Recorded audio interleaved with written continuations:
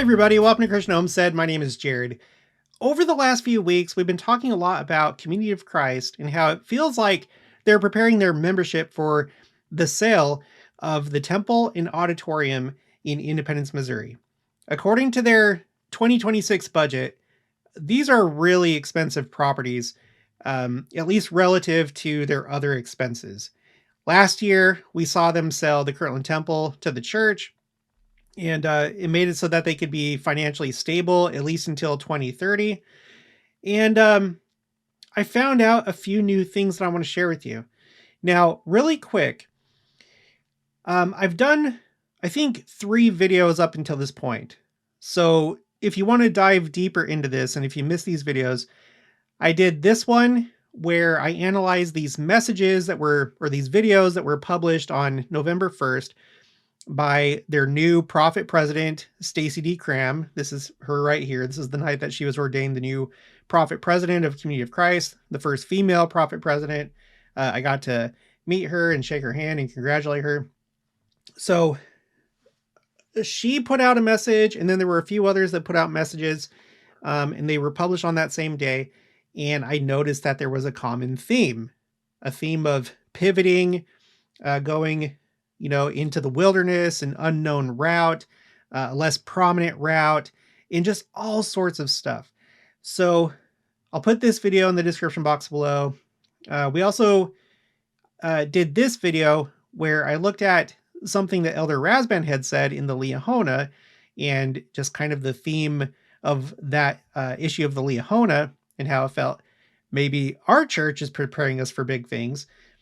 And then finally, I made this video where we went into it even further, especially toward the end of the video, where I asked Grock to analyze the transcripts of those videos that were published on November 1st to see if it agreed or if it could analyze it further, maybe point out things that I missed. And that was really enlightening. Well, what happened was I guess at the time that I'm recording this, less than 12 hours ago, I saw this from the Emporia Community of Christ, which is really interesting. When you drive between Kansas City and Wichita, you go through Emporia, and they used to have toll booths there, but now they don't have physical toll booths. Maybe that was like a foreshadowing of things to come with Community of Christ not having buildings anymore, because it feels like they're going that way, and I'll show you in just a minute. Anyway, this is Emporia, Kansas, between Kansas City and Wichita. And I saw this because I follow their different congregations and the different pages that they have on Facebook and stuff. Okay, Emporia Community of Christ does not currently have a church building. A church is not a building. It's people. We invite you to join our faith community online and through social media to celebrate the Advent season.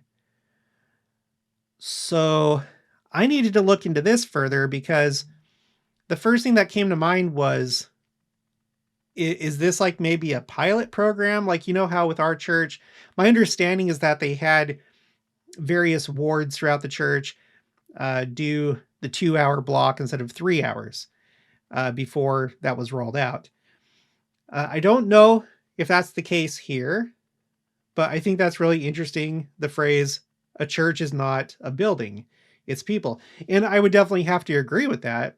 Although in our church, we do need these buildings. They help facilitate meeting together as a ward or congregation. And then, of course, we need the temple because that's where temple ordinances are performed. But ultimately, when it comes down to it, yes, it is people, but it's also ordinances. And ultimately, it's all under the direction of Jesus Christ. It's his church. But anyway, so I saw this and I decided I wanted to go and look and see if I could find out anything more about their online services. They have a page here, Online Ministry, where they point you to the Facebook group and the Community of Christ YouTube channel. They have a thing that's targeted toward our church, online prayer ministry, and other stuff. So, okay, I thought that was interesting. I came over to this section Community of Christ Emporia Ministry, what Community of Christ has to offer, and it has a bunch of stuff. If you scroll down, I thought that this was kind of interesting. Emporia Community of Christ, a journey of faith and resilience. And by the way, this is leading up to something pretty good that really, really fits in with this idea of the November 1st messages being to prepare their membership for possibly the sale of the temple and auditorium, or maybe just overall downsizing, because maybe it's not so much the auditorium and temple, although I think they will sell that at some point. Maybe they're just getting ready to get rid of some of their buildings. It looks like that's what's already happened with Emporia Community of Christ. Okay, it says, help us to grow this ministry. Emporia Community of Christ began its journey meeting in the welcoming spaces of group members' homes. These gatherings were filled with fellowship, worship, and a shared mission to serve the community. However, like many other communities around the world, our in-person activities came to a halt due to challenges posed by COVID-19. In the face of this setback, we have demonstrated resilience and adaptability by transitioning some of our activities to digital platforms. Through social media and our website, we continue to connect with our friends and community and share the teachings and values that bind us together. While we currently do not have a physical church facility in the Emporia, Kansas area, our digital presence has enabled us to maintain our sense of community and purpose. We remain committed to providing meaningful ministry to this community. While we have been able to shift some activities to a digital format, we recognize the importance of in-person ministry and would like to restart this type of ministry. We are constantly seeking new ways to engage with the members of this community and provide meaningful ministry. So I guess this was the result of COVID-19, but maybe it's just they haven't been able to recover. But I also wonder if maybe they're just experimenting with a new type of church, new way of doing church. If we go to this part of the website, what is church? There was a part down here. What is the Christian church? And it says, this is like a podcast. As part of the Project Zion podcast God Shot series, Tony and Charmaine Shavala Smith discuss various models the church can be and its theological purpose as they explore the term ecclesiology. So it feels like there's just a lot of flexibility when it comes to what is church, and hence I think that's the purpose of this page. What is church? Now, I saw this YouTube video that was one of the videos that they have posted here. So I decided to look at this, and I'm so glad that I did. I'm going to read from the transcript, and then we're going to see what Grock thinks about this, and if this fits in to the November 1st messages that we've already covered that were published on Community of Christ YouTube channel. And this video is also on the main Community of Christ channel. Okay, she says, and by the way, this is Apostle Kat Hnatyshyn. I don't know if I'm pronouncing that right. Probably not. Apostle Kat Hnatyshyn. She's delivering this message, and she says, I was born into this church as a multi-generational church member on both sides of my family. Wichita Central was my first congregation where I was blessed, and Webb Road is where I was baptized. Now, Webb Road, that's actually where we would go to Costco, but anyway, I know Webb Road. Wichita Central in the early 80s was thriving with a paid pastor, daily programming of women's groups, men's groups, and children's classes and activities. Many of you may remember those years in your own congregations, and likely even have memories before the 1980s when this was even more true. Church and church activities were the cornerstones of the North American social fabric, especially where I grew up. For some, those were the glory days, the days of full churches, big programs, and lots of exciting things all centered around faith communities. Times have changed. And here it is. That's over now. Okay, buildings, meeting together, times have changed.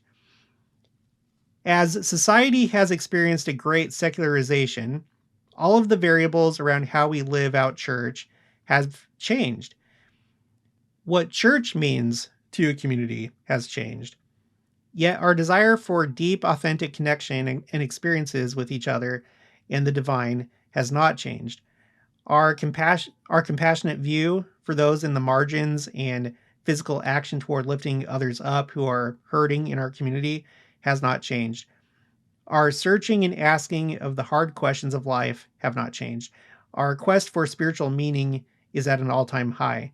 Our genuine need to be loved and accepted for who we are is real. The church, as a physical location, is one way to strengthen and build connections. But we cannot limit the community of Christ to just one way of doing. How can we as a faith community live into this metamorphosis of who we are called to be? Now, there it is. There has been so much verbiage like this. This is the first time I've heard metamorphosis, but we've heard the phoenix analogy, pivoting, prophetic imagination, and things like that. Like also, I think rebirth. I think we've heard the word rebirth. So they are definitely thinking about this. I don't know what it means. I don't know if this implies the temple and the auditorium. That's what we would be interested in because that's part of temple land, or maybe just simply their churches for their congregations. I don't know, or maybe all of the above. I have no idea, but that's how it sounds to me. Later on, she says, talking about Robert. So at the beginning of this video, she was telling the story of a guy who came into their church and he sat in this pew, this like particular seat where somebody else always sat. He just wanted to find a church that talked about Jesus Christ. And so he went there, and the person whose seat that usually was didn't like shoo him out of the seat. He embraced him and everything. So it says, Robert has since passed away, but I often think of him and I'm thankful for his influence on our congregation. He was a faithful disciple, rising and falling in the journey of life, modeling for me what it means to be in community with Christ. Robert came through our church doors that day. What if there were no church doors? Not that we do away with churches or physical buildings, but metaphorically. What if everything we go, what if everywhere we go, we view others and respond to others as if they were sitting beside us in the pew? So that's interesting because she does mention, imagine, it's like prophetic imagination, this idea that they have of prophetic imagination and shaping God's preferred future. These are their terms that they use. So in this little part of the message, there is the implication of doing away with churches, but it's like, well, not like the way I feel like this is being delivered. It's almost like they're saying like, well, we can do things a different way. It doesn't always have to be church. Like, yeah, we're still going to have physical buildings and stuff, but let's start to be more flexible in our thinking. And, and in parentheses, like maybe we will sell some of our properties, but that's not what church is anyway. Church is all about people. That's like the whole vibe of this. But this part up here where she was talking about the 1980s and before, how some people viewed that as the glory days and things have changed. I feel like this part right here is really telling. Okay, so now I want to go to Grock. This is the same conversation that I had with it about the November 1st videos. And in that context, I asked, do you think that this fits in? Like, do you feel like this is part of that messaging, preparing the church for big changes. And this is what Grock said. Yes, this sermon very clearly fits into the same broader narrative that the November 1st leadership videos were laying out. It is another deliberate piece of the same theological and emotional preparation campaign. Taken together with Cram, Chong, and Joshua messages, this one moves the conversation from 1, let go of old plans and embrace prophetic agility, to number 2, the church is no longer primarily a building or a fixed location. It is a set of relationships and a way of being in the world. And that's definitely with so much more of what I've heard from them, that is definitely the message. They're very like fixated on peace, social justice, poverty, uh, doing charitable things, focusing on the margins. And that's like one of the things. I feel like that's part of it. They're trying to frame this in such a way that it's like, look, we're going to move away from like these buildings and stuff, and we're going to focus more on the people who are really in need. And that's like one of the key things that people argue against our church. You know, whenever you go to social media and you have, you know, nice pictures of temples, or somebody's taking a video, like I do a lot of videos of temples, and I post it on TikTok and Instagram. A lot of like antagonists toward the church will be like, oh, wouldn't it be great if you just sold that and then used all that money to help the poor? Even though our church does put forth a lot of money to feed the poor. A lot. It's not all just for temples and buildings, but we do need those things. This isn't just a religion of feeding poor people, although that is part of our responsibility as members of Christ. But you can't get to that point, like becoming someone who wants to feed the poor and help the poor and have charity. You can't get to that point as a community or as a church if you don't even have a church. There's no cohesion. There's no doctrine that makes you want to change your ways.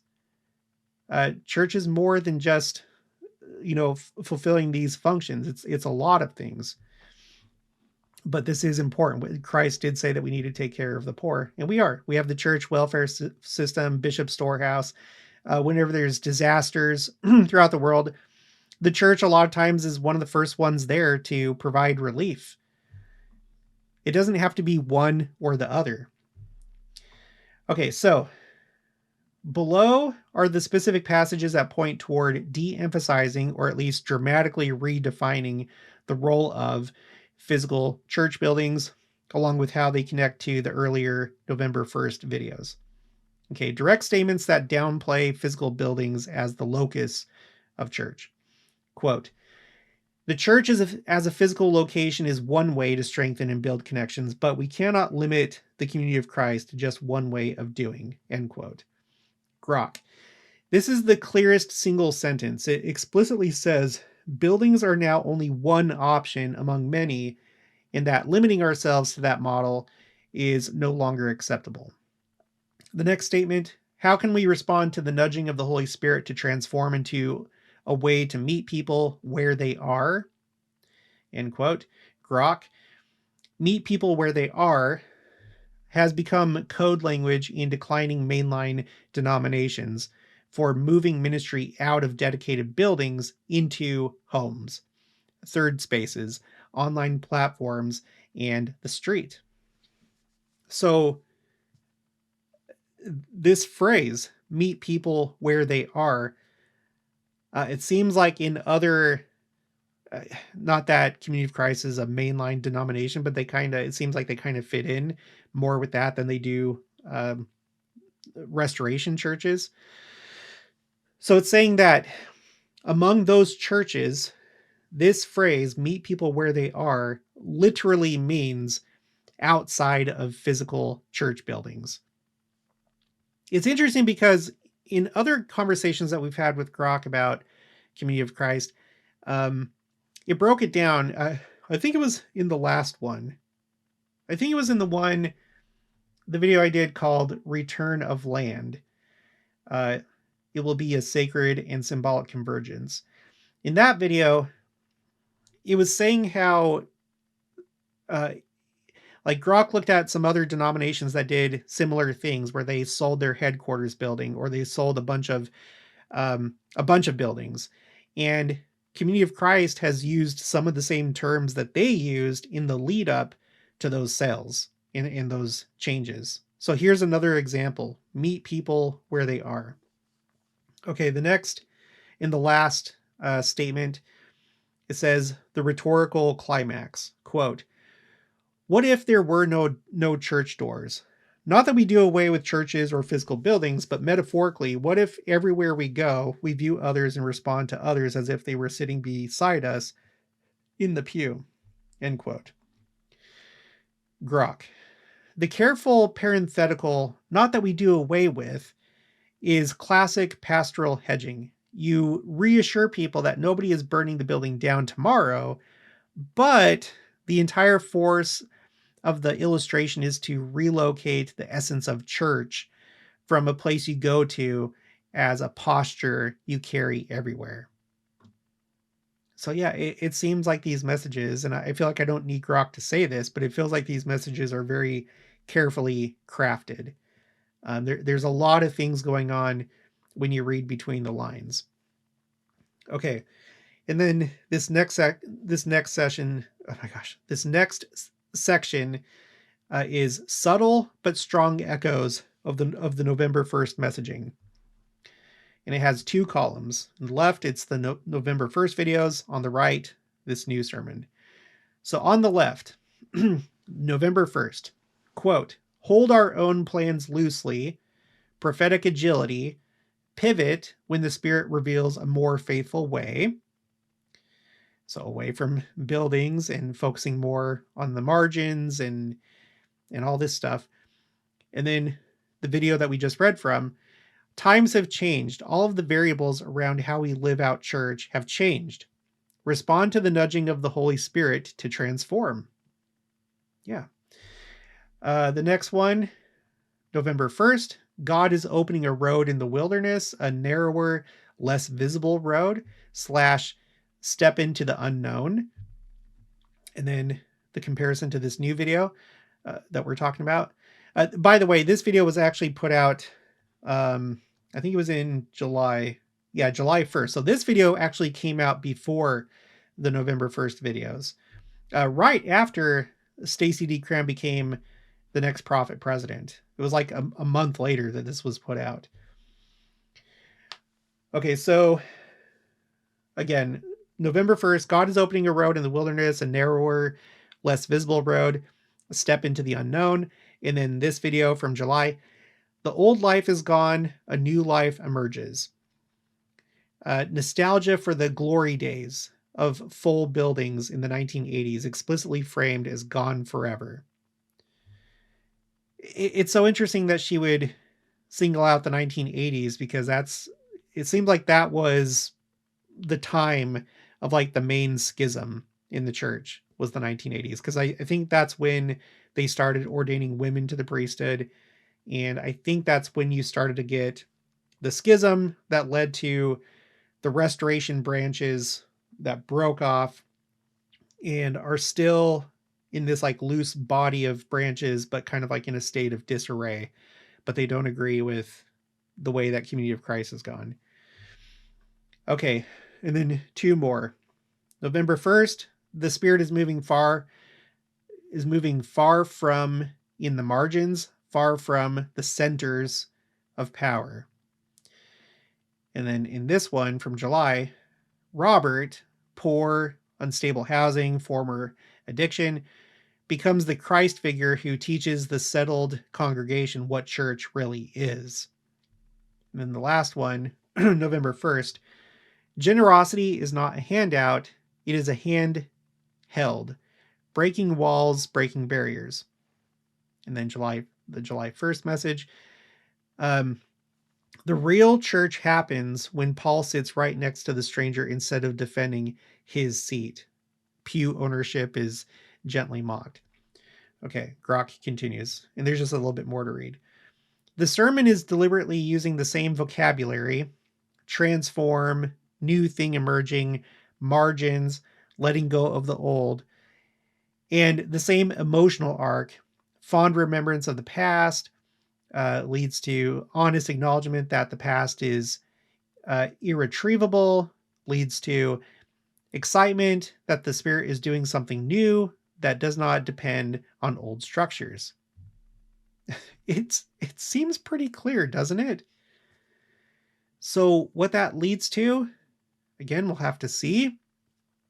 But I tend to think that if they want to go this way and they want to really reach out and help the margins and be able to survive beyond 2030, then it's probably a really attractive idea to sell the temple and the auditorium. I just want to point out, in case you didn't see those videos, when we were looking at the 2026 budget, sorry, I think it was both of those properties combined. I think it was the cost for the entire temple complex, which includes the temple, the auditorium, and I recently found out it also includes the stone church. The entire expense for that is more than what they spend on missions that, or like their church structure outside of the United States. More on these buildings than what they spend on their missions outside the United States or their churches outside the United States. Okay. Grock. What this adds to the previous messages. The November 1st videos were still somewhat abstract and global. This sermon brings the shift down to the congregational level and makes it extremely concrete. It names the 1980s style program-heavy, building-centered model as a thing of the past. It celebrates a person who had no prior investment in how church is supposed to look and therefore could receive and give grace freely. It redefines sacred space. The pew is no longer the territory to be defended. The entire world is now the pew. In denominational speak, this is exactly the kind of messaging that gets rolled out 6 to 24 months before leaders start closing or selling underused buildings. According to Grock, I don't know if it's right. It does have a lot of data at its disposal. This is exactly the kind of messaging that gets rolled out 6 to 24 months before leaders start closing or selling underused buildings, consolidating congregations, or redirecting maintenance budgets into mission staff, online ministry, and partnerships in the global south. Oh, one thing, I was talking to somebody from Community of Christ recently. They were talking about the stone church and how they were kind of complaining about how members don't realize that there is a cost to maintain these buildings, and how you can't just like sit back and enjoy. You do have to pitch in. And I asked about, is it easy for them to change their equivalent of ward boundaries, congregation boundaries? And he said, he's like, yeah, no, that doesn't really happen because people dig in their heels. They're comfortable where they're at. They don't want to change. Even if like sometimes you have to move people around to maybe help maintain these buildings or whatever the case. I guess they just don't really do that with Community of Christ, just based on this one conversation that I had. If you know more, let me know in the comments below. Okay, and then conclusion. Yes, this sermon is another brick in the same wall. Leadership is systematically preparing the membership to accept and eventually embrace a future in which, and there's 3 bullet points. 1, large, expensive, historically significant buildings, like those in Independence, are no longer seen as essential to identity or mission. 2, church is increasingly portable, relational, and location independent. And 3, financial and human resources currently tied up in bricks and mortar can be released for other expressions of ministry without being experienced as betrayal or loss. And then the last paragraph here to wrap it up. When you put this together with the Advent series from Cram, Chong, and Joshua, the pattern is unmistakable. Community of Christ leadership is engaged in a coordinated, multi-month effort to help the membership fall out of love with the old physical center so they can fall in love with a lighter, more agile, more global future. I tend to agree because I feel like I already came to this conclusion before talking to Grock. I don't know how good I am at interpreting things, but just like 4.5 years of doing this just full time, analyzing talks and seeing the bigger picture, I feel like I have practice at it. I feel like I've been right from time to time with certain things. So I don't know. So I'm not going to say I'm always right, but it makes sense to me. It makes complete sense. And so if this happens, if they sell the temple and the auditorium, I don't even know what that's going to look like. If they sell it to our church, that's going to be, it's going to be, I don't know. It's going to really shake things up. definitely here in Independence, because it's been like this for so long. I think everybody here is just used to these different churches around the temple lot and who owns what. And it's just, it's almost been like, just from my limited point of view, it almost feels like it's just been this like monolithic thing. You have our church right here. You have Community of Christ. You have Church of Christ. You have the Community of Christ buildings. And it just feels like it's set in stone. And so if that was to change, like, I would wonder, what would the church do? Like, would it turn the Community of Christ temple into one of our temples? I can't answer that question. It seems like it still wants to follow through with the original plan of the 24 temple complex. And the dimensions for the temples of that complex were revealed to Joseph Smith, and they were supposed to look like the Kirtland Temple, essentially. They built the Independence Visitor Center according to those dimensions that were revealed to Joseph Smith. It's meant to later become one of the 24 temples. The Community of Christ temple is clearly not built to those specifications. So, but there, of course, there could always be this like transition period. So, for example, when the church purchased the Kirtland Temple, it's not like, okay, we own it now and now we're just going to do whatever we want. It's like, no. I think the agreement, the last I checked, is that for like 15 years, from the time of the purchase, for 15 years, other groups are still going to be able to use the Kirtland Temple like they have in the past.